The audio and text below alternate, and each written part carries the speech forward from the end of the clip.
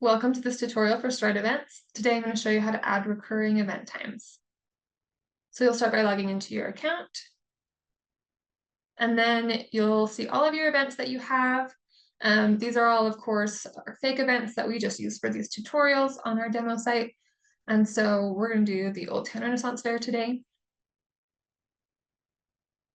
All right. Now there are two ways to navigate to adding an event time for a recurring event. We can click Add Event Time. We can select Make Repeating Event Times or Single Event Times. Today we're focusing on repeating event times, so you can select that here, or you can go from the sidebar menu, select Edit Ticketing, and then Add Event Time. Now, since we're doing grouped event times or repeating event times, we're going to click this link right here. We can add the description here. We'll select the venue. It's going to be in our outdoor theater here, and then the date range start.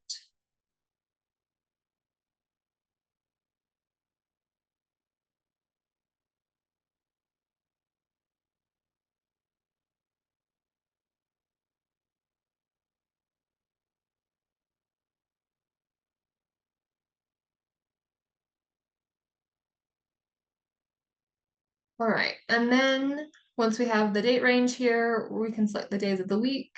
So this is a pretty short date range, but if you had a longer one that encompassed several weeks, but maybe the Hamlet performances were only on Fridays, you could make that adjustment here. We're just going to put them on Friday and Saturday in this example. And then you'll input the start time of the first event. So we'll say the first one starts at 10 a.m. And then these run till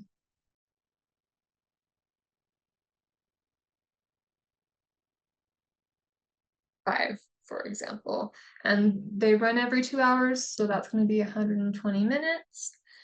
And now I can select the date time visibility. If it's showing date and time, just the date, just the time, or if I'm hiding both of them. And then I can set the scanning settings. It can be valid for the entire event date, or you can have them start 30 minutes before each time, and then maybe 30 minutes after each start time. You can adjust those settings for whatever makes sense for what you're doing. And then it looks like the outdoor theater is a general admission setting, so I can opt for the venue image, or I can add a custom image, or I can use one of our stock images. Now, if your venue has a seat map, you're not going to see these image options because it's going to show the seat map instead, so people can select their seats. All right, once you're happy with those settings, you're going to go ahead and save. You can save and create more event times, or create the times and continue.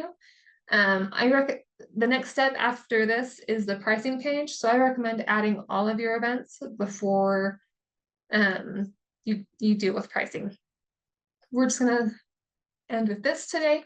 So we're gonna hit create group times and continue.